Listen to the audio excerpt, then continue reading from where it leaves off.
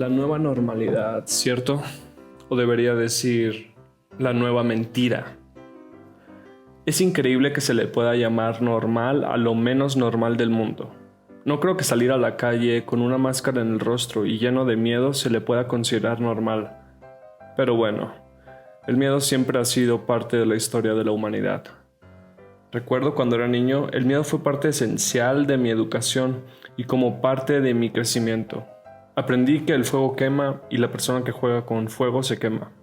Por ejemplo, una vez a los 6 años quería ver pornografía en la sala de la casa y mis padres realmente se enojaron. Explotaron en mi contra e incluso me golpearon por ver a 2 personas haciendo el amor. Desde entonces me daba miedo ver pornografía frente a mis padres. El miedo es una herramienta de control y eso lo aprendí a temprana edad. Fui a una escuela donde los uniformes y un corte de cabello militar eran obligatorios. En ese momento no entendía que la mayoría de las escuelas son un tutorial de cómo es realmente la simulación allá afuera. Nunca logré adaptarme a las reglas del juego. En las escuelas siempre estaba tratando de probar los límites entre lo que estaba permitido y lo que no. Ey, tu cabello está muy largo. Ese no es el uniforme. Ey, no puedes fumar marihuana en la escuela. Ni sativa, ni indica, ni ganja, ni la que separó a los Beatles, ni la que mató a Bob Marley. No puedes fumar eso aquí. Ahora, como un completo inadaptado en la sociedad, me encuentro con que, después de la pandemia global, el mundo que yo consideraba similar a una escuela liberal, ese tipo de escuela donde los niños hacen lo que quieren y no necesitan llevar uniforme, una tipo Montessori, esas en las que comienzas a fumar a los 7 años, tienes novia y tus padres confunden la libertad con el libertinaje y te permiten todo. Un mundo en el que la posibilidad de seguir tus sueños es más real que intentar seguir tus sueños dentro de una cárcel. Ahora el mundo parece ser más como una escuela de gobierno, de esas con reglas estrictas y cada vez más similares a una escuela militar. El otro día leí en las noticias que para que las personas puedan regresar a trabajar será necesario que se corten el cabello y aquellas personas con barba tendrán que rasurarse. Al leer esto no pude evitar recordar esos años en la escuela, donde las reglas simplemente parecían absurdas y fáciles de retar. En ese momento no había grandes consecuencias por romper las reglas, pues pensaba que la vida no dependía de eso, y al probar las consecuencias me di cuenta que realmente no hay castigo. Necesitas cortar tu cabello o no podrás entrar a esta escuela. Te odio. Muy bien, ni siquiera quiero entrar a clases. Ey, no puedes llevar aretes ni usar tatuajes en el cuerpo. ¿Qué te pasa? ¿Quién lo dice? Bueno, quizás ya saben a qué me refiero. Es normal ser una persona rebelde durante la infancia y la adolescencia, pero ¿por qué debemos de calmarnos cuando crecemos?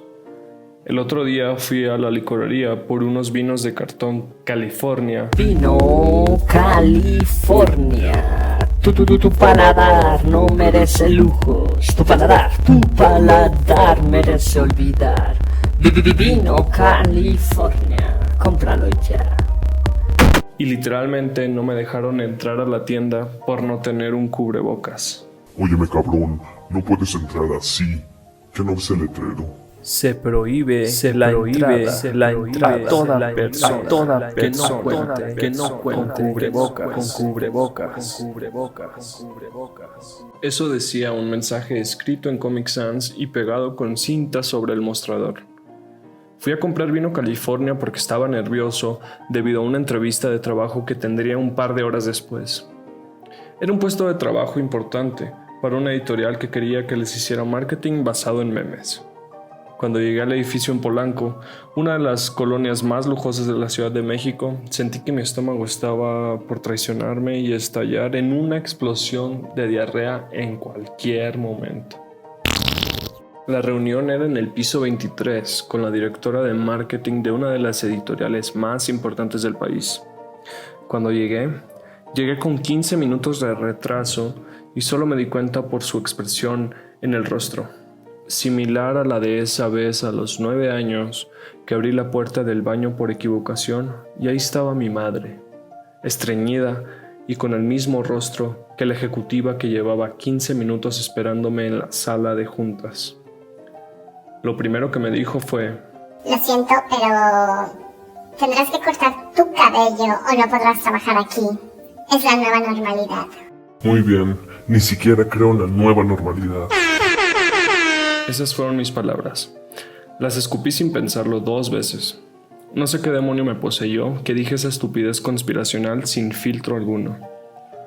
Lo demás es historia. No me contrataron y el resto de la entrevista fue un fracaso más grande que el 90% de las películas mexicanas en la taquilla. O incluso un fracaso más grande que el regreso de Vine. La nueva normalidad, ¿cierto? O debería de decir, la nueva mentira.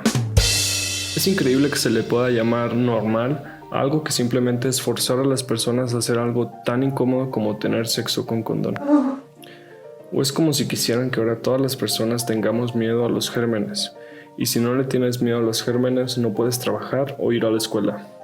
Ni siquiera ir al cine a ver Mis Reyes contra Godines 2, 3, 4 y 5 o cualquiera de las otras películas que forman parte del 90% de las películas mexicanas que fracasan en los cines.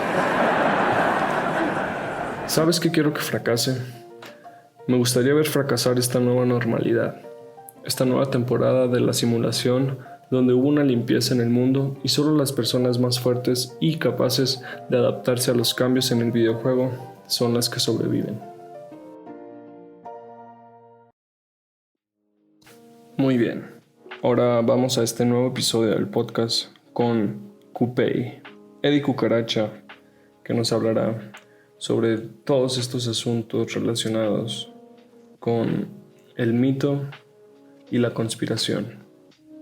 Pero déjenme recordarles antes que pueden participar en este proyecto de el podcast de memes y apoyarlo, ya sea desde Patreon o muy bien patrocinando este proyecto y anunciando tus productos. Tú que acabas de iniciar tu nueva empresa de calcetines, de comida, de galletas, de lo que sea, puedes anunciarte aquí, puedes apoyar el proyecto y todos seremos felices y tendremos orgasmos simultáneos todos los días. Apoya en Patreon, recibe grandes recompensas o ponte en contacto con nosotros y así como Vino California patrocina este podcast. Y ahora vamos con Eddie Cucaracha.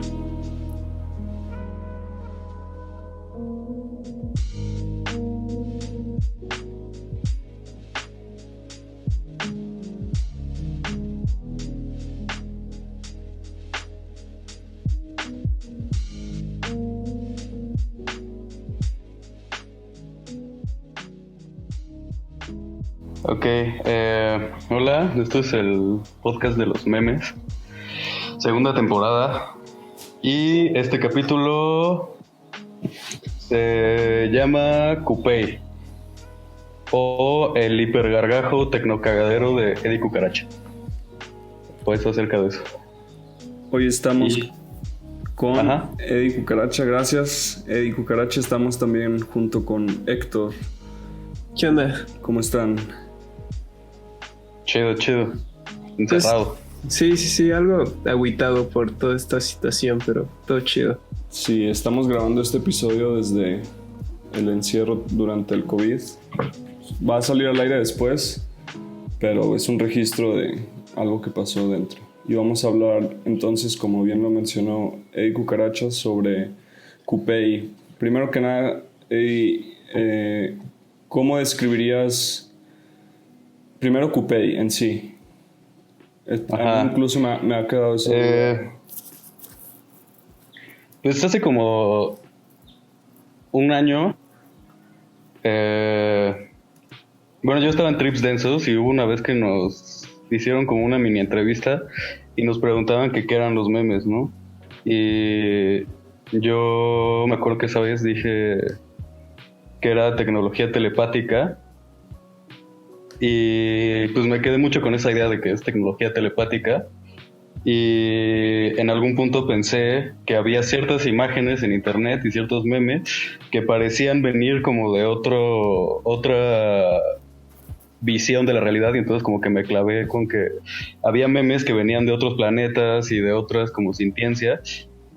Y al principio de lo que hice con Coupé, al principio, o más bien el concepto inicial era de eso, como de un archivo de imágenes que yo consideraba como de otra sintiencia, o sea, información no humana. Me recuerda a lo del Voyager, este archivo que envió Carl Sagan, ¿no? Ah, sí, exacto, y ¿cómo? Que Ajá. esperaba una respuesta, ¿no? Como de alguna inteligencia extraterrestre. Entonces Coupé vendría siendo la definición de cómo, o la transmisión tal cual. Ajá, con cierta curaduría de lo que se podría considerar información no humana. Y no humana puede ser pues, de extraterrestres, de inteligencias artificiales, de computadoras, no sé. Tal cual, algo no creado por la humanidad, cualquier entidad. O secundariamente por la humanidad, ¿no? Como un... Indirectamente. Como una... se me fue, pero sí, algo que final de cuentas no es voluntad de los humanos, sino como un devenir o algo así. Ándale, exacto. Ok. ¿Y Eddie Cucaracha quién es? Cuéntanos. Pues Eddie Cucaracha fue un... como... Pues yo lo veo como un tulpa, o sea, como una especie de entidad creada, pues, como con la mente, ¿no? O sea, como una idea que tomó conciencia. Yo lo veo así. Obviamente, o sea, pues no es autónoma, ¿no? Pero como que también fue, pues, la primera vez que yo empecé a explorar la posibilidad de, pues, de hacer memes, de transmitir información de esa forma. ¿Consideras entonces que tienes una aproximación a los memes desde la quizás meme magia? ¿O no necesariamente? Pues desde mi entendimiento, o sea que no es muy amplio de ese concepto, yo digo que sí.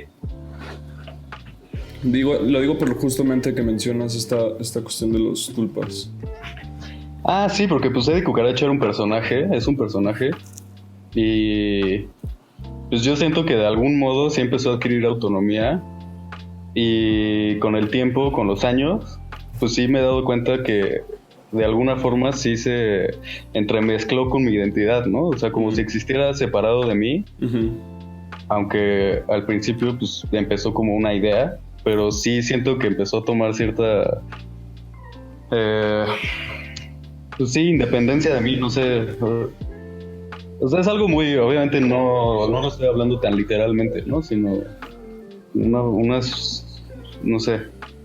¿Tú, pero sí. Héctor, tienes alguna aproximación o entiendes lo que es, por ejemplo, un tulpa?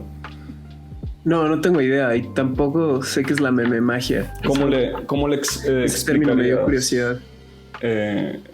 Eddie, ¿cómo le explicarías a Bernard? Un tulpa. Ajá, a Héctor lo que sería un tulpa. O a la gente que está escuchando eso. Pues un tulpa, por lo que yo entiendo, es como una entidad o un ser que está creado a partir de pues, cierta magia o cierta disciplina como mental. O sea, por ejemplo, un golem es un ser como creado de arcilla, humanoide, y que se le infunde la vida con imprimirle como una palabra en la frente, ¿no? Y entonces tiene vida, y eso es como de la tradición judía, un golem, y que se supone que los sacerdotes y los místicos hacían estos seres de arcilla que tenían vida propia, y pues como una idea materializada. ¿Y tú, cómo definirías la meme magia?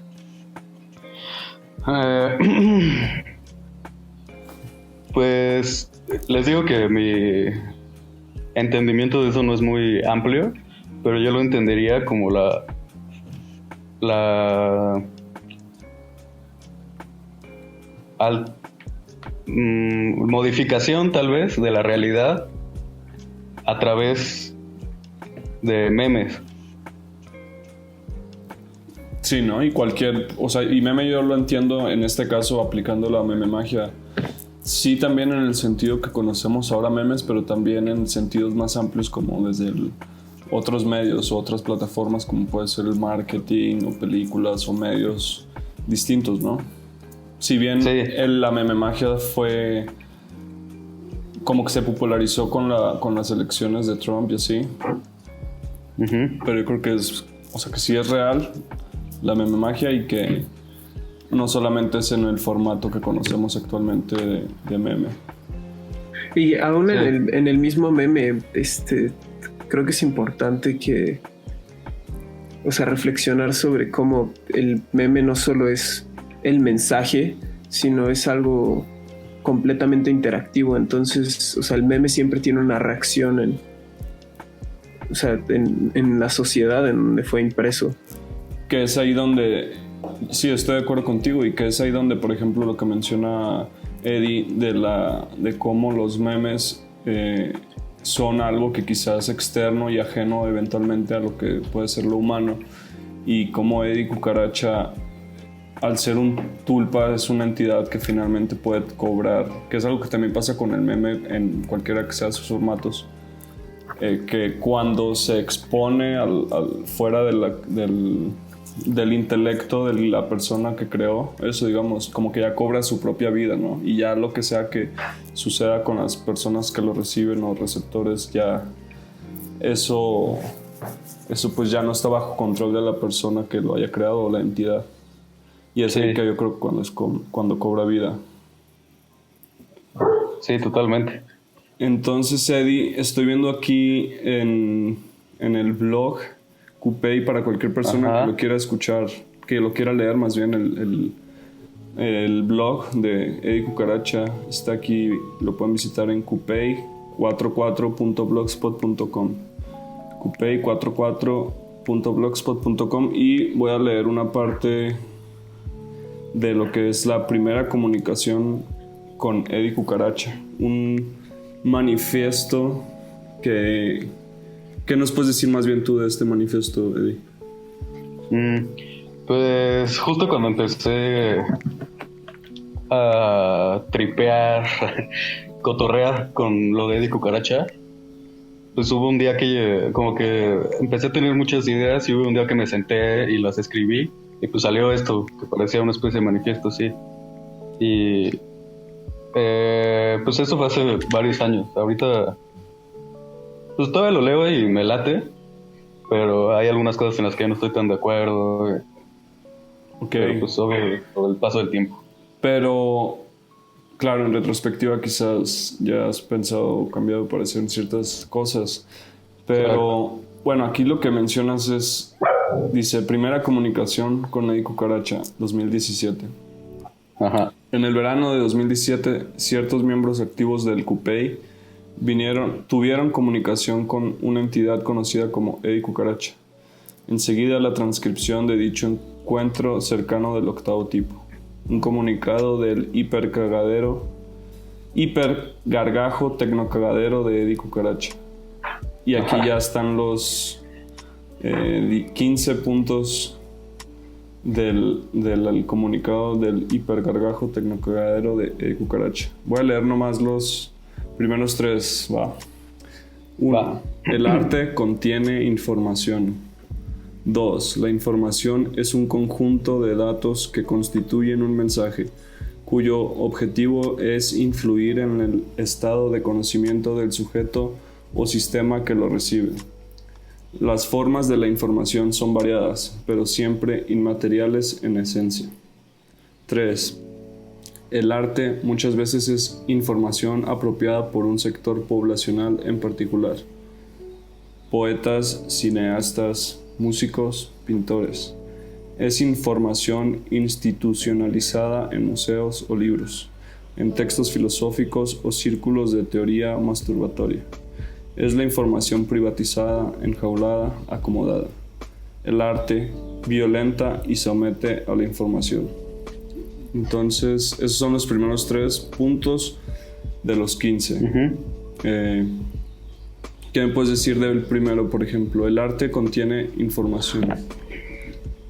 Pues esto lo deduje un poco a partir de la lectura de el manifiesto Hacker de Mackenzie Wark, donde habla justo de este concepto de la información, y que a mí se me hizo, o sea, muy importante en este sentido de que cuando uno consume un libro, digamos, o una película, lo que está recibiendo es la información contenida en ese libro o esa película.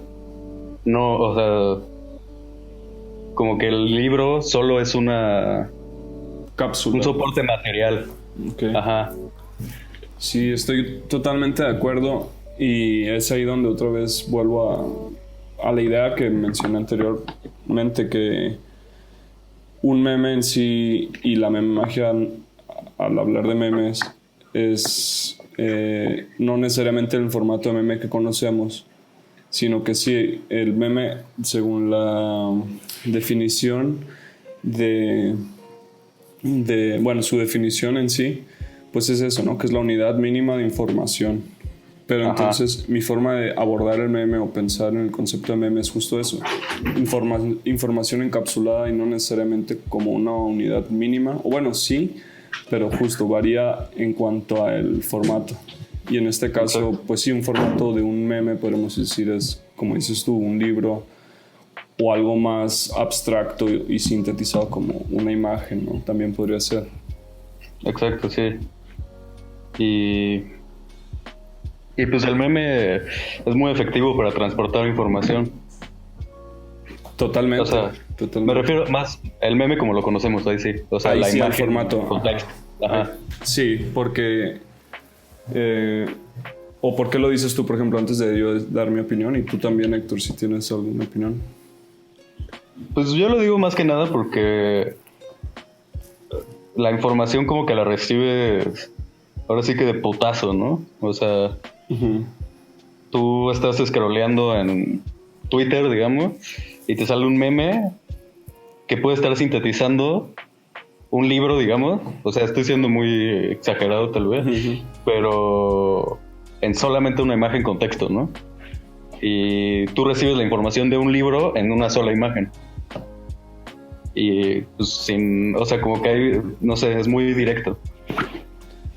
Claro, pero... Y justo esto que mencionas del contexto es algo que a mí me parece muy importante de por qué el meme es, o sea, tan efectivo como estamos comentando, y es que, o sea, el meme trabaja muchísimo con, o sea, la intuición humana y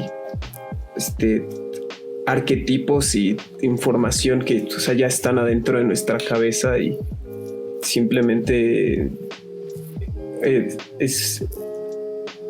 o sea, hace mucho más fácil esta abstracción de ideas complejas, ¿no? Sí, pero también creo que totalmente de acuerdo contigo, Héctor. Y creo que también ahí influye el contexto, ¿no? Porque también hay memes que son muy, muy directos y contextuales, como, no sé, hay una página que se llama en Facebook Lo que callamos los godines, ¿no? Por ejemplo, y esos son así como memes directos y dirigidos pues para un público que si le cuentas un chiste o una explicación conceptual de X meme dentro de un meme X, pues hay cosas que quizás otro tipo de personas no entenderían, ¿no? Y ahí sí también hay, según yo, memes muy, muy contextuales. Pero en el caso de lo que tú mencionas, Eddie, Cucaracha, sí, es efectivo más bien, o más bien yo pienso en qué tan efectivo es ese formato. Si bien sí es como una síntesis y como tú dices de golpe de información que puede tener como encapsulada lo que podría ser, dices, ¿no? Por dar un ejemplo, un libro. ¿Qué tan efectivo es, no? También eso es un asunto. Hay un PDF que es sobre eso, ¿no? Como memética y el estudio, y menciona que pues claro, la efectividad funciona diferente dependiendo el formato, ¿no? Por ejemplo, al querer convencer o convertir a una persona a cierta ideología, que al final de cuentas pues la información puede hacer eso, ¿no? Como cambiar la ideología y la forma de pensar de las personas. Y quizás en ese sentido es más efectivo un meme que en lugar de 240 caracteres, como un tweet o algo así, un libro completo es más eficaz en ese sentido. Supuestamente, ¿no? Sí. Entonces, sí, definitivamente yo creo y estoy de acuerdo que pues un meme es muy potente en ese sentido. Y además pues también, ¿no? Que estás scrolleando todo el día y casi yo creo como leer medio libro o gran parte de un libro en tanto scroll que das. Y ahí es donde yo creo que tiene ese poder de convencer o no de la meme magia. Y respecto a este poder persuasivo, yo reflexiono sobre lo que hablábamos en el último podcast acerca de qué significa el individuo en el internet. Muchas veces estos memes simplemente se vuelven una cámara de eco de ideas en la que la gente se radicaliza en identidades, ¿no? Sí, y puede pasar. Pues justamente esto que hablábamos de, cómo el internet está matando la individualidad. ¿Tú cómo ves en esa parte, Eddie, de la individualidad? O de cómo el meme puede también persuadir, el meme otra vez volviendo al formato de en este caso redes sociales, en imagen, del meme, cómo puede, pues sí, el individuo radicalizarlo dentro de una cámara de eco donde solo consume, digamos, porque el algoritmo eso hace, ¿no? Como hacer que solo te alimenta solamente de lo que tú le alimentas, entonces solo se repite, en este caso, tu ideología. Sí. Pues sí, en realidad, en cuanto a esto de la persuasión y tal, pues yo creo que parte importante de la meme magia y de los memes en general, pues es la repetición, ¿no? Y como que justo como esto de la cámara de ecos, y tú ya tienes como tu algoritmo de modo que solo te repite lo que tú ya piensas, pues justo a través de la fuerza de la repetición, pues te sigues persuadiendo de que, pues de tu ideología, ¿no? Lo que consideras tu ideología. Y radicalizando, ¿no? Por ejemplo, está toda esta cuestión de los foros anónimos como 4chan, donde pues sí, eventualmente se radicaliza mucho las personas. Y estaba viendo que creo que en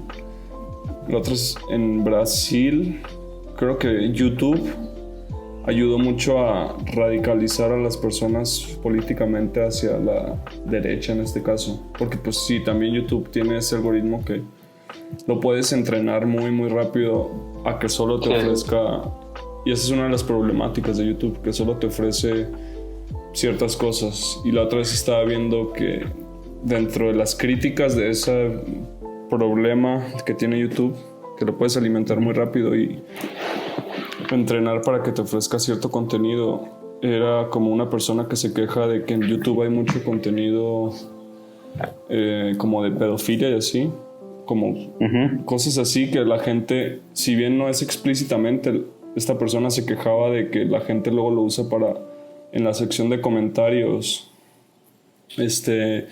pues pasarse información y contactos para eventualmente, no sé, irse a Telegram o WhatsApp para seguir ahora sí ya otro tipo de conversación. Y lo que hacen estas personas, por ejemplo, es como van a YouTube, ponen una búsqueda y luego otra, y ya como las 3 búsquedas o visitas de ciertos videos, ya YouTube te empieza a dar más de lo mismo, y ahí es donde ya entras como en esta sección de YouTube, ¿no? Ya creo que los 3 conocemos que en YouTube hay ciertas secciones, ¿no? Escondidas, digamos. Sí. Entonces sí, como eso. Sí. También, no, adelante. nada más quería agregar algo que también se me hace interesante, como ahora que mencionas que en Brasil se radicalizó pues más hacia la derecha, política, como que también se me hace muy interesante ese concepto, pues más de los gringos, de que la izquierda no puede memear, porque de algún modo justo como que se radicaliza más la derecha a través de esto de la cámara de eco, los memes, el algoritmo, que la izquierda, ¿no? Bueno, eso es mi percepción. Sí, pues justo comentábamos en el último podcast, o sea, sobre qué era Cambridge Analytica y cómo funcionaba, y pues ahí tienes un ejemplo directo de diseño de algoritmo para, o sea, deliberadamente influir políticamente en, o sea, la decisión electoral de, o sea, una población enorme. Sí. En cuanto a lo que tú dices, Eddie, Cucaracha, el asunto de lo que yo he investigado y pues creo que quizás no es lo más como la palabra final, pero ¿por qué funciona en este caso el discurso de la derecha más en cuanto a memes que la izquierda? Es que según lo que he investigado, es que el asunto de lo que más funciona en internet, a diferencia del, no sé, lo que quizás entre comillas debería ser, es que el odio, digamos, o el bullying o el troleo funciona más en cuanto a reacciones, comentarios, likes y difusión en general. Y por eso creo que, o se cree que funciona más y por eso también se dice que la izquierda no sabe memear tanto. Porque pues ya se vio con Trump y así, que mucho su discurso es eso, en base al troll y el bullying y el odio, ¿no? Como tal cual discursos de odio. Sí, y yo también pienso que pues la derecha, o sea, la derecha radicalizada tiene como que le concede mucha importancia a lo estético, ¿no? Y siento que eso también, bueno, desde siempre, o sea, pues el fascismo, por ejemplo, claro, es muy como estético. Como los símbolos, dices. Sí, como, esta parte de la forma.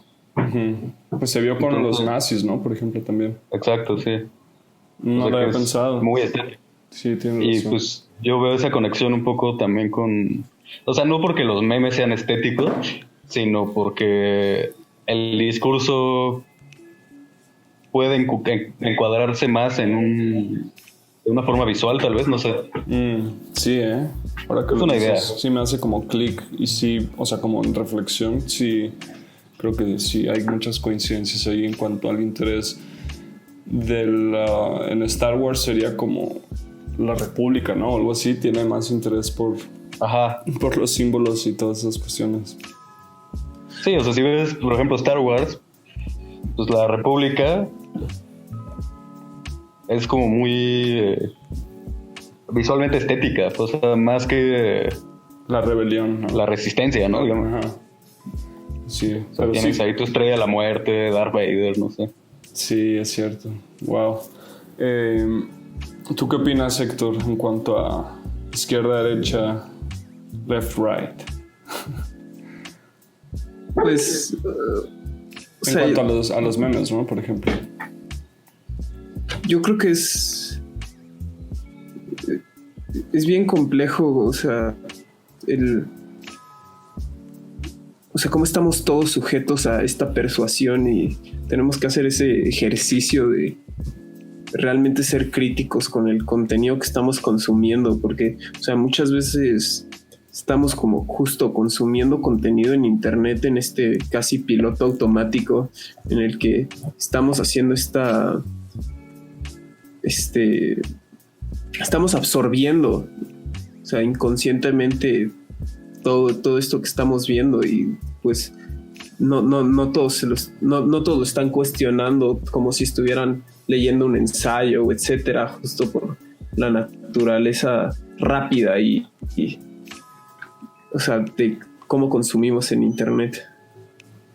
Claro, y aquí quiero leer añadiendo a lo que tocas de decir, Héctor, el cuarto punto de del comunicado del hipergargajo tecnocagadero de Eddie Cucaracha. Dice así: la experiencia de la información rara vez es directa, casi siempre está atravesada por diversas fuerzas que la monetizan y la convierten en valor de cambio.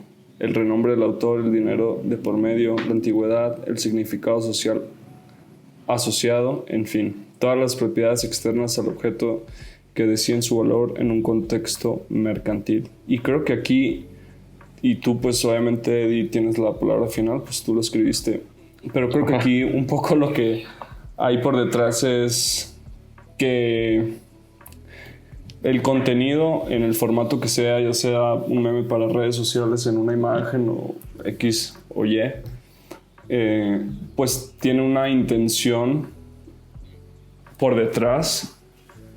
Y en este caso, como mencionábamos la otra vez y platicaba con Héctor, es que pues las cosas están diseñadas para que operen de cierta forma. O sea, sí. Una red social, pues lo que quiere al final de cuentas es que pases tiempo ahí y así, ¿no? La economía de la atención.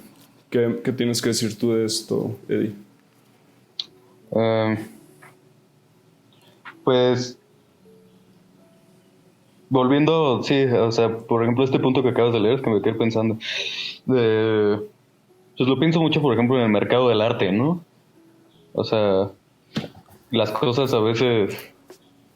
Bueno, en Nueva York había un museo que recuperaba todas las obras dañadas, por ejemplo, por desastres naturales, o sea, un huracán, digamos, y destruía un museo. Y entonces algunas de las obras en el museo pues estaban dañadas y perdían todo su valor. O sea, podrían valer $6,000, digamos, y porque tenían un rayoncito, ya no valía nada, ¿no? Y pues a mí se me hace muy interesante ese concepto de ese museo. O sea, creo que me estoy alejando un poco del tema, pero es para ejemplificar esto de la experiencia, cómo he experimentado la información y sobre el valor que tienen el soporte mismo de la información. Sí. Pues es que al final de cuentas la información, yo no sé tú qué piensas, por ejemplo, Héctor, pero pues la información es al final de cuentas tiene un interés ideológico, ¿no? Y en el caso, por ejemplo, sí, lo que tú mencionas, Eddie, es que pues en el arte en particular también se ha visto mucho eso, creo. O sea, de cómo ciertas piezas, ciertos objetos y así, pues se ven avalados por una ideología al final. Sí. A mí me llama mucho la atención justo eso. O sea, podemos, o sea, automáticamente cuando hablamos de ideología empezamos por la ideología política, pero justamente o sea, como un sector tan grande como es la institución del arte que comparte estas ideas sobre, o sea, qué significa el arte, es una ideología y la gente, o sea, adopta estos memes y justamente porque, o sea, son un meme, mucha gente le da autoridad a estas ideas, ¿no? Como para, o sea, simplemente aceptarlas, o sea, mucha gente puede, o sea, darle, o sea, simplemente asumir la autoridad que tiene una pintura por el autor que la hizo, etcétera, etcétera, meramente por el meme que es esta institución, ¿no? Del arte. Sí. Pues en México, por ejemplo, sí es a diferencia de otros países y otros contextos. En México el arte en sí, el circuito, el mercado del arte, en mi opinión y mi experiencia, es sí, pues primero que nada muy muy centralizado. Entonces sí, y quizás ahí se parece mucho también como podría serlo una red de personas que tienen cuentas de memes y así. Sí. Eso es como un ejemplo, pero en cuanto al arte pasa algo similar, por lo menos en México, como en todo el mundo es muy difícil intentar de entender el juego del arte, ¿no? Pero en México yo creo que es aún otro juego más raro y difícil por eso mismo, porque pues primero las reglas no están establecidas y así. Y en sí, o sea, es un asunto muy, muy complejo y que creo que ni siquiera las personas que están dentro lo terminan de entender. Sí, no. Yo no lo entiendo nada. Sí, no, y sí, o sea, yo creo que ni siquiera las personas que están adentro lo terminan de entender. Pero bueno, hablando del meme también o del arte como un meme, ¿no? También las pinturas y así que mencionabas, que al destruirse pierden su valor. Y es algo... Ajá. Es algo que, por ejemplo, en el meme, pues sigue otra lógica, ¿no? En el meme otra vez pensado como imágenes, contexto, digamos, ¿no? O sea, el formato de redes sociales. Ajá. Pues mientras más a veces mientras más degradado esté, como la calidad y eso, pues a mí a veces me gusta más, ¿no? O como sea, el shitposting dices o los fritos. Pues sí, como el shitposting, o sea, es una especie de pues como que el valor está en otra parte, o sea, en el shitposting, por ejemplo. Y ahí, por ejemplo, en cuanto a relación con el arte, yo lo que he llegado a asociar es que el shitposting tiene una relación casi directa, si no es que directa, con el dadaísmo. Sí, ¿no? Ajá, yo con el movimiento Dada del siglo pasado, de inicios del siglo pasado, que casi justo se cumple como ya 100 años de eso, ¿no? Del dadaísmo de Marcel Duchamp y los ready-mades y así. Que es como, o el collage, ¿no? También del surrealismo y así también. Sí. Sí, pues también yo lo relaciono en la parte literaria, como con el flujo de conciencia, como pues de esta forma de escribir, como de James Joyce y todo eso, como que era muy shitpostero, diría yo.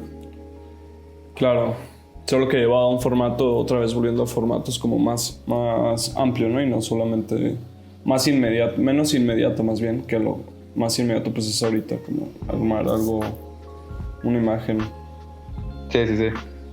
Y luego acá el quinto punto, estas fuerzas son formas ideológicas que pretenden reducir la inmaterialidad de la información a un plano material por medio del dinero o el intercambio. La propiedad intelectual impide la posibilidad de un diálogo directo entre sujeto e información y lo convierte en una relación sujeto-producto como cualquier otra experiencia de consumo. Y aquí está interesante porque me gustaría conocer tu opinión en cuanto a... La otra vez estaba hablando en un grupo de mensajes de voz que tengo en WhatsApp sobre que en España están muy clavados actualmente con la gente que hace memes en Instagram y así. Están muy clavados con la propiedad justo intelectual dentro de un meme. ¿Tú qué opinas de la propiedad intelectual? Pues de que hay gente que se queja y se enoja por que le roban el meme, ¿no? Y lo ponen en otra cuenta y no dan crédito y pues eventualmente esa gente pone marcas de agua y así porque cree que le robaron eso. Pues no sé, o sea, como que es un tema que siempre me ha parecido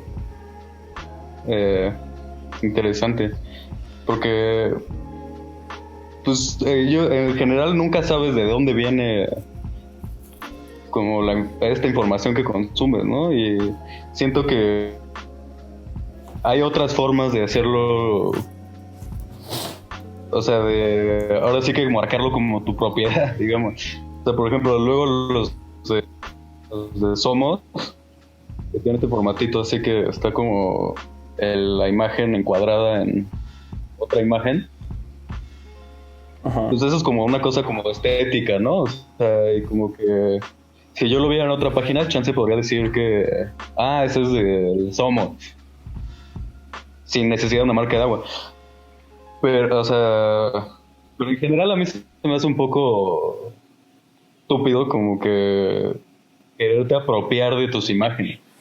La parte que sí, como entiendo un poco es molesta, es que tú tienes tu página de 100 seguidores e intentas hacer, o sea, conseguir más, y llega una página como con 1 millón, sube tu meme y se hace viral, digamos, y pues tú no tienes como retroalimentación, o sea, como que no vuelven a ti por esos likes, ¿no? O sea, en el sentido de que muchas veces, pues sí está chido tener más seguidores para que llegue a más gente tu página, ¿no? Y por ejemplo, ahí me hiciste pensar ahorita que mencionabas la parte de los seguidores en cuanto a memes de Instagram. Pues otra vez relacionarlo al mundo del arte, ¿no? Y por ejemplo, de cómo quizás si yo hago ahorita una pieza como la que hizo este artista Mauricio Catalán en la Bienal o en el Art Basel, creo, de Miami, en cualquier feria, ¿no? Del arte, que es esta pieza que quizás recordamos que es una banana con un pedazo de tape, ¿no? Ah, sí, sí, sí. Entonces, pone tú, si yo, artista de, ¿no? Por decir, un artista de nivel bajo, hago eso, pues obviamente no va a tener el mismo impacto que si lo hace Jeff Koons o pues persona, Mauricio Catalán, un artista italiano que ya tiene sus millones de seguidores, obviamente. Pues ahí aplica algo similar, ¿no? Encuentro esa analogía que sí influye, pues, el contexto en el que estás. Totalmente. Sí, justo, o sea, es algo que, o sea, sobre lo que yo he estado reflexionando mucho estos últimos días y, o sea, como esta autoridad que tiene quien hace algo es un meme en sí mismo, ¿no? O sea, sí, justo esto de o sea, como, o sea, por ejemplo, o sea, hablando en el contexto de información, o sea, es un meme como pensar que si una editorial respetable puede subir exactamente el mismo contenido que un individuo a un blog y tiene esta autoridad por el meme que representa, ¿no? Sí. Pues ahora justo que esta es la época como de el Fonca y de la aplicación como esas becas, pues también está esa... Hay gente que cree eso, ¿no? Como que pues gana gente por... O sea, las becas del Fonca, que las gana gente no tanto por la calidad de su trabajo, sino por... Pues ahora sí como que el meme o mame alrededor de su nombre o su trabajo, ¿no? No voy a decir que yo estoy de acuerdo con eso porque pues, la verdad no tengo opinión.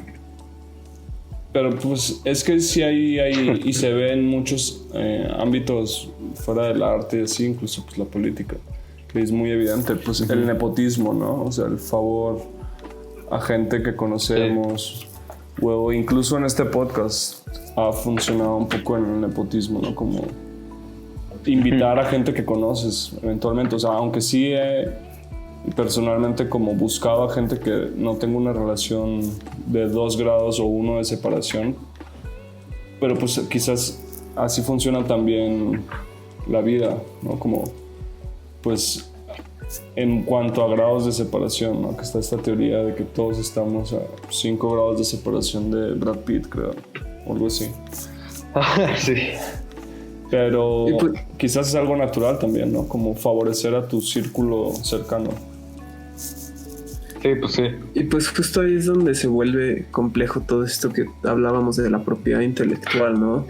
Y es que, o sea, todo finalmente depende de una economía. O sea, Bernardo hablaba de cómo en el meme esta economía son los likes y los seguidores, y ahí es donde entra esa propiedad intelectual del robo de un meme por una página más grande, y en las becas entra, o sea, directamente esta remuneración económica, etcétera, etcétera. O sea, yo personalmente hay algo de mí que me dice que la propiedad intelectual es algo que absolutamente no debería existir, y todo lo que conocemos debería ser compartido por nosotros como humanidad, pero de nuevo se vuelve complejo cuando consideras, o sea, cómo se recompensa a la gente, ¿no? O sea, en cualquier forma de economía. Sí. Pero ahí lo que yo personalmente creo, me gustaría escuchar la opinión de Eddie y eventualmente la tuya también después, Héctor. Pero en el caso en específico, y es lo mismo que comenté en este grupo de mensajes de voz, cuando hablaron de ese tema de las personas de España que se quejan de que les roban el meme.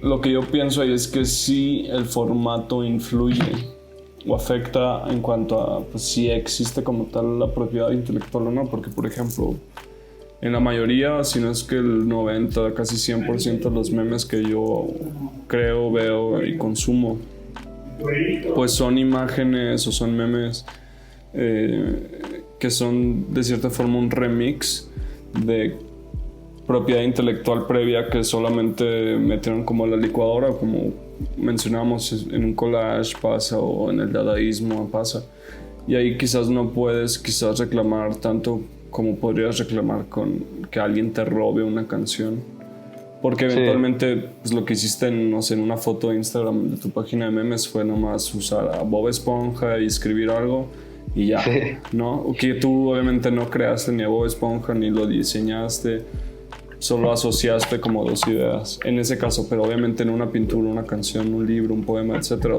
ahí varía el formato, creo, en cuanto a la propiedad intelectual. ¿Tú qué opinas, Eddie? Sí, estoy de acuerdo. Y pues también o sea, también en el ámbito del formato, pues el formato imagen de internet pues está hecho para viajar como por todas partes, ¿no? Pues para viralizarse de cierto modo. O sea, yo no creo que sea muy sano como imaginarme una situación en la que la gente esté reclamando que su idea se volvió viral, ¿no? O sea, yo no sé de dónde vienen, o sea, no sé quién es el autor intelectual de los memes o lo que sea que se hacen virales, no sé, y pues tampoco me importa, siento que es otro formato que el de un libro o una canción o una pintura. Tú, Héctor, ¿qué opinas o ya lo dijiste quizás, pero no sé si quieres añadir algo sobre esto de la propiedad intelectual?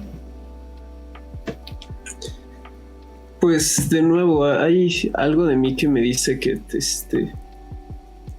sea, todo el conocimiento que compartimos, o sea, más bien que tenemos, debería ser compartido, y pues justamente el internet se vuelve la herramienta más eficiente para conectarnos a todos, pero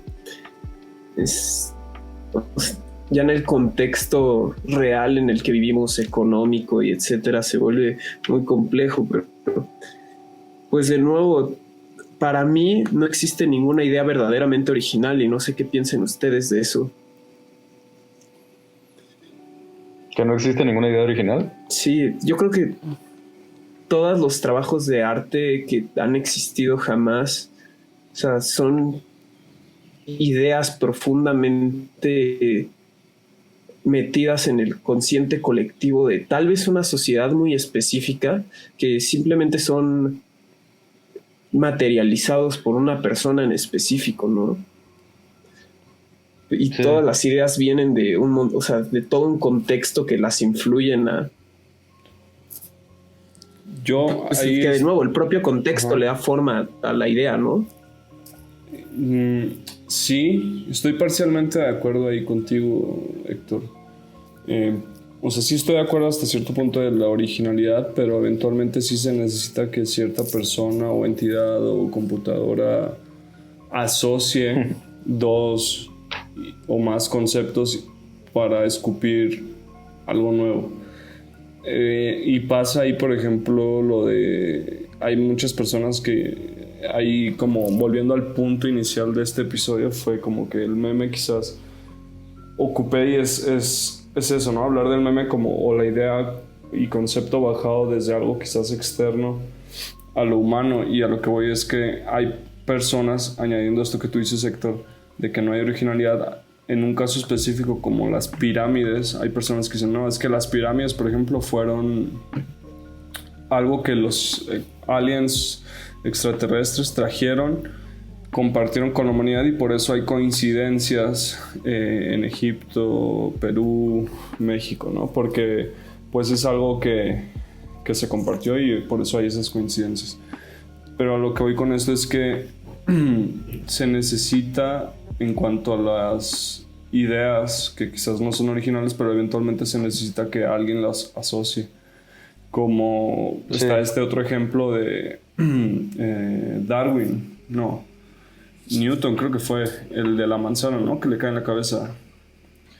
Entonces, como esos momentos de eureka en el que como que te da el clic y asocias dos ideas, pues sí, quizás esas dos ideas ya existían previamente antes de ti, pero fuiste tú, entidad, persona, computadora, algoritmo, lo que sea, quien terminó asociando eso. Entonces, pues ahí sí está el dilema ese, por lo menos a mí me viene ese dilema, que sí necesita haber un eureka y ese eureka le pertenece a alguien, pero pues ahí ya depende también del formato. Sí, en ese sentido, al asociar dos cosas, estás generando una tercera, ¿no? Uh-huh. Sí, una nueva, ¿no? Y esa nueva la puedes juntar con alguien que generó otra nueva y ahí se genera, ¿me entiendes? Como un rizoma. Sí. Y yo estoy perfectamente de acuerdo con eso. Creo que más bien a lo que me refiero es que, o sea, son justamente estos individuos, pues, pues algo tan abstracto como, o sea, como la personificación de, o sea, ese contexto social, ¿no? ¿A qué te refieres con ese contexto social? O sea, ¿cómo podrías...? Sí, que o sea, estos autores, o sea, son la personificación de, o sea, esta sociedad que tiene estas ideas y ellos son los que realizan estos eurekas. Está interesante eso porque se podría quizás ahí perder el individuo y decir como que fue México a quien le pertenece una idea y no que le pertenece a Héctor. ¿Por ahí va? Sí, más o menos. Pues eso está interesante verlo, ¿no? Como... Pero... No sé, o sea, no sé si sería... es que si eventualmente todos pertenecemos a una entidad, no sé, ya se amplió mucho, pero sí está interesante esa idea de... Sí, tal vez es algo abstracto. Es que sí, justo, ¿qué tanto puedes abstraer una idea también? Y aquí me gustaría ir al punto 9 del comunicado del hipergargajo tecnocagadero de Eddie Cucaracha. Dice: la revolución del formato implica 1. Desechar las formas ideológicas que enclaustran la información. 2. Dejar de aferrarnos a formatos inservibles que reducen los potenciales de una pulsión inmaterial. 3. Producir contenido que no se someta a las comodidades estéticas del centro comercial. 4. Matar a los ídolos. Kill your idols. Ahí creo que va por ahí, ¿no? Ese último, matar a los ídolos, ¿a qué te referías? Como... Pues... pues como no estar viendo hacia arriba, ¿no? O sea, en un sentido como de no tener como dioses de algún modo al momento de crear. Como...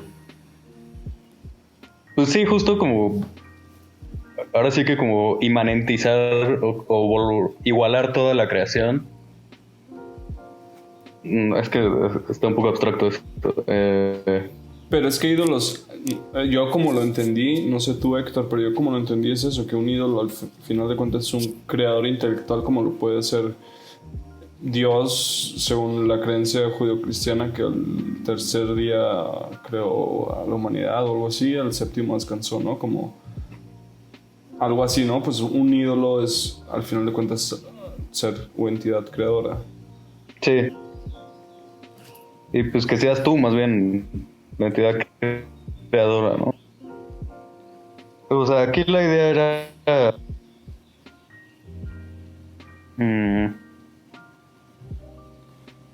Entonces, derribar un poco las jerarquías dentro de la transmisión de información. Y ahí O sea, entra de cierta como- forma el anonimato. Sí, yo considero que sí. Porque me hace recordar otra O vez sea- a los foros anónimos. Sí. Pues pensando en 4chan, por ejemplo, o sea, uno podría pensar que 4chan, el Anon, o sea, el Es una entidad, posteador de 4chan, ajá, no son como millones o lo que sean. Que es algo como lo que Como una mencionaba Héctor. Sí. Está interesante. Hace poco leí un libro que se llama Amigdalatrópolis. Y justo el personaje es un... O sea, se llama como Anon, digamos, o sea, como el de 4chan, es como anónimo. Y pues participa en un foro, entonces pues te da esta idea de que el foro es el... O sea, que toda la gente que comenta ahí forman una sola entidad. Es un libro, mencionas. Una novela. Una novela ficción. ¿Cómo se llama? Me interesa. Amigdalatrópolis. ¿De quién? Se llama B.R. Jaeger. Si quieres, te lo escribo. Va. Para cualquier igual persona que esté escuchando que le interese. Amigdalatrópolis.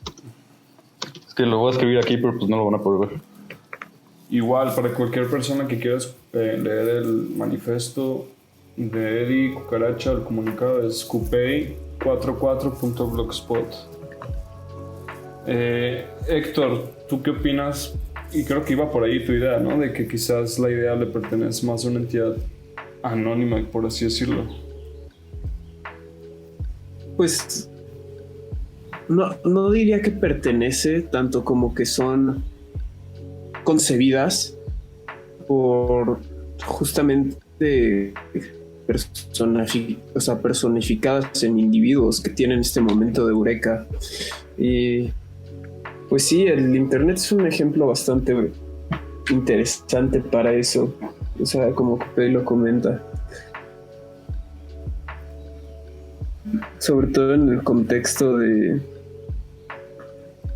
Pues que hablábamos, ¿no? De la pérdida de identidad y del meme y cómo esto significa pues este consenso ideológico sobre algo, ¿no? Es que sí, quizás justo con el internet las próximas generaciones lo van a entender diferente, pero pues es que con el internet lo que pasa es eso, que se pierde más, también por el exceso de información, esa forma de el creador, la persona creadora, la entidad creadora, la creadora, ¿no? Por no hablar en términos de sexo. Pero pues también se ve en cuanto a tendencias, por así decir, TikTok, ¿no? Que pues solamente es una réplica, y ahí es otra vez donde volvemos a la meme magia, pues de algo que solamente se está replicando hasta cierto punto, hasta que brota una nueva tendencia, por así decirlo. Sí. Y a ver, vamos ahora al 11º punto, justo. El internet como ciberespacio de Neuromante, de William Gibson, es una alucinación compartida, una interconexión psíquica, una manifestación autónoma de la conciencia humana, a diferencia del espacio físico. La velocidad de propagación de un dato en el ciberespacio es incalculable. Y creo que ahí cae o recae en bona en esta idea, ¿no? De que pues realmente el rastreo, si bien sí se puede hacer, finalmente la idea pues es casi como dice aquí, una interconexión psíquica. Como mencionaba antes en un meme, la pirámide, o fueron las pirámides, ¿no? Solo que en el internet es más rápido y más evidente que pues la simultaneidad de esa interconexión psíquica sucede. Sí, en algún punto es irrelevante quién lo hizo individualmente, ¿no? Pero, por ejemplo, me hace pensar, perdón, Héctor, que te interrumpa, en la parte de cómo influye el algoritmo. Que en la cuestión, otra vez volviendo a la energía de las pirámides, hay ciertas personas que dicen que los aliens o extraterrestres fueron quienes influyeron en la creación de estas pirámides. Actualmente yo me podría pensar que quizás es el algoritmo quien puede llegar a persuadir e influir a las personas a crear cierto o consumir cierto contenido. Para mí es genial como la oportunidad de poder agradecerte, Coupé, personalmente, o sea, por ese manifiesto, porque definitivamente ese punto 11, justo el internet como el ciberespacio de Neuromante de William Gibson es una alucinación compartida. Para mí fue, o sea, una revelación enorme que efectivamente influyó en pues yo tuve un cambio de carrera hacia diseño interactivo por esta fascinación que tuve por internet y el contenido digital, y pues sí, ese punto me tripeó bastante personalmente. Sí, está chido ese libro, Neuromante. Sí, está bueno, Cualquier persona que lo esté escuchando el podcast, las millones de personas que escuchen este podcast, por favor, compren el libro, róbenlo. Pues sí, también ese libro tiene como eso, ¿no? Como cuestiones de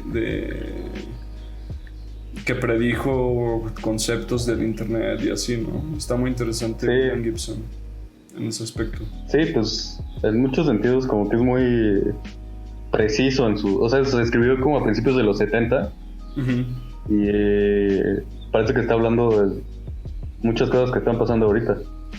Y es que es interesante cómo el internet, volviendo a la parte de la interconexión psíquica, el internet al principio de los 90s, finales...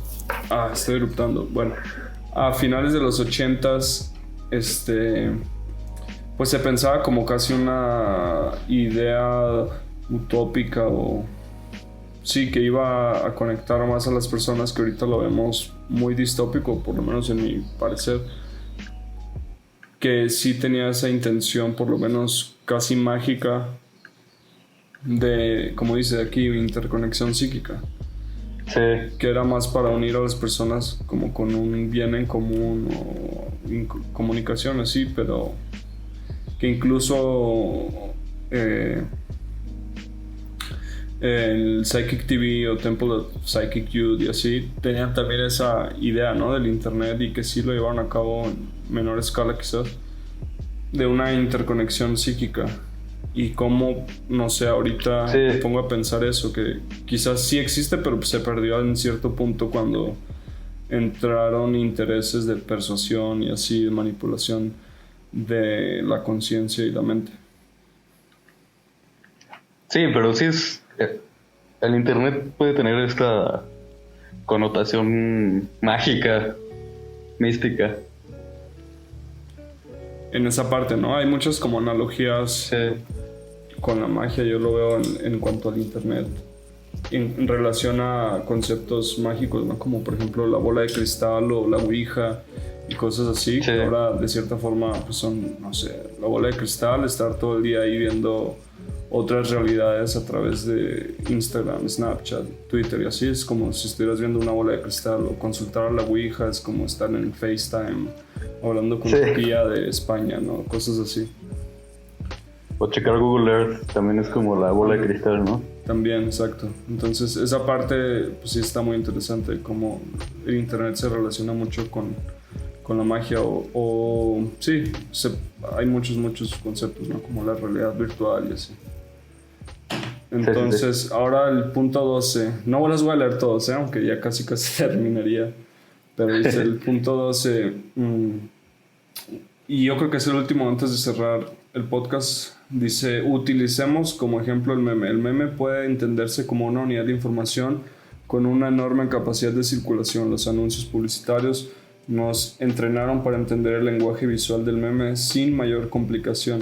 Una unidad de esas puede alcanzar a 300,000 personas en 2 días. Si analizamos los hábitos de scrolling de cualquier individuo en el metro o en la sala de espera, podremos ver que siempre tendrán la mirada en los memes. Aunque su encuentro sea intrascendente, la información ahí contenida se transmite de inmediato, en directos, sin ningún intermediario. A diferencia del proceso ritualístico del consumo de información mediante el arte, el meme está siempre esperando a ser visto en el ciberespacio público y es inevitable.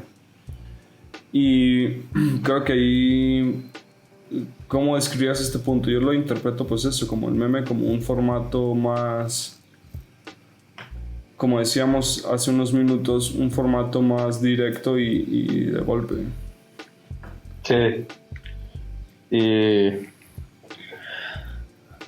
pues también se me hace importante esto del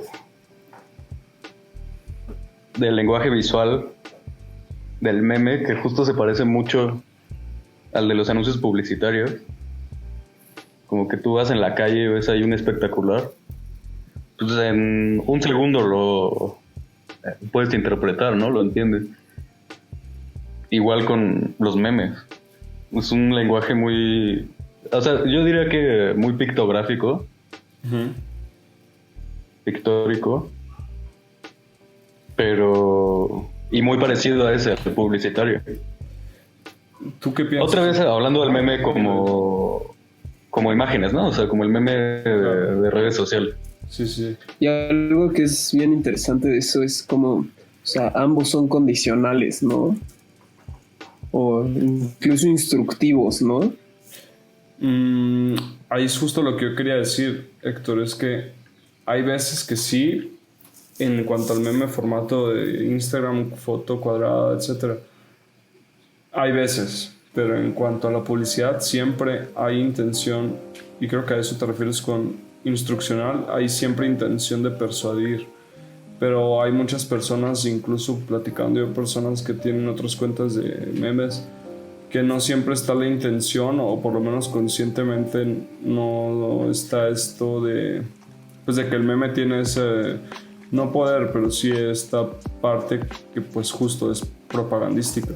Y hay personas que entienden el meme solamente, el meme otra vez como formato de redes sociales, el meme solamente como un chiste, quizás, ¿no? Como entretenimiento. Sí. Entonces, sí hay esa similitud, pero creo que sí la existe solamente cuando se está consciente de que tiene ese alcance.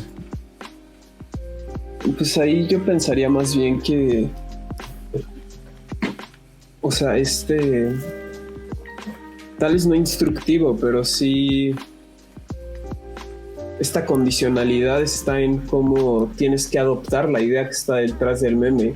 Incluso si es algo tan abstracto como el shitpost totalmente frito, o sea, la imagen totalmente frita, estás adoptando la idea de que este es humor, este es el humor que te gusta, ¿no?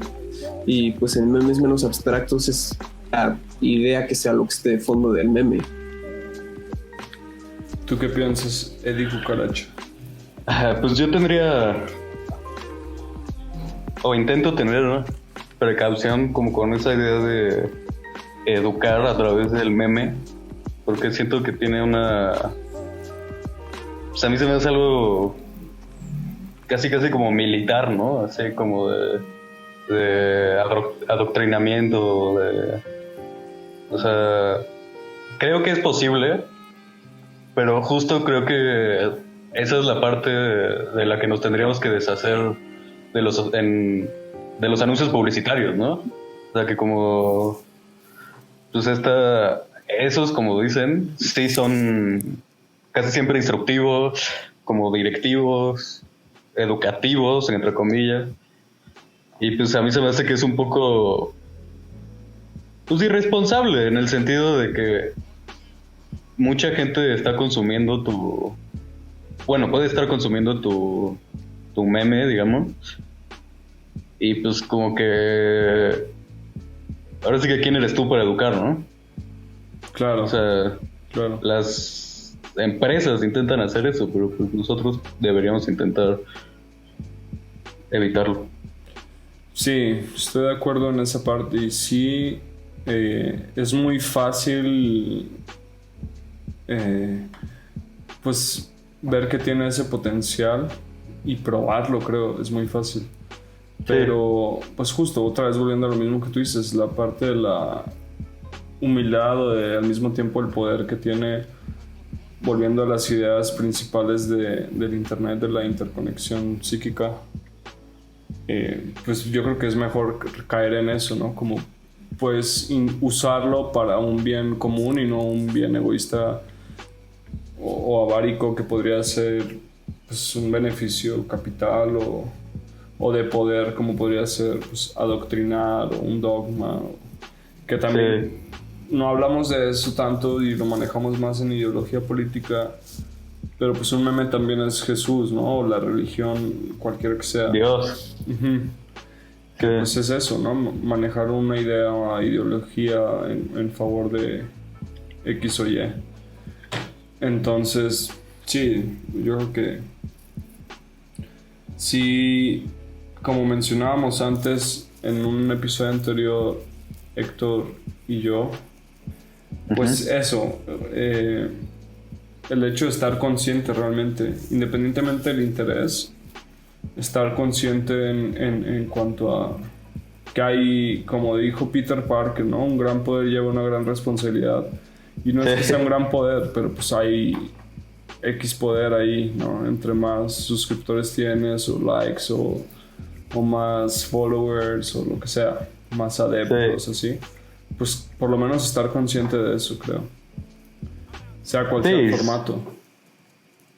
Y si estás haciendo meme magia y eso, pues también, ¿no? Claro. Y críticos, ¿no? Del mensaje que existe detrás de, pues no solo memes, sino lo que sea que puedas consumir en internet. Sí. Y bueno, faltaron algunos puntos, pero personas que están escuchando este podcast, visiten cupey44blogspot.com. cupey44.blogspot.com para terminar de leer este comunicado que tuvo de Cucaracha, porque creo que ya estamos por terminar y estornudar. Salud. Gracias. Salud. Gracias a todas las personas que dijeron salud. Y bueno, ¿alguna palabra final, Héctor, que quieras antes de cerrar? Pues solo un agradecimiento especial a Cupey por ese comunicado. Gracias. Para mí fue muy especial. Pero cuéntanos por qué. O sea, ya lo desarrollaste, ya lo dijiste, pero desarrollalo si quieres un poco más.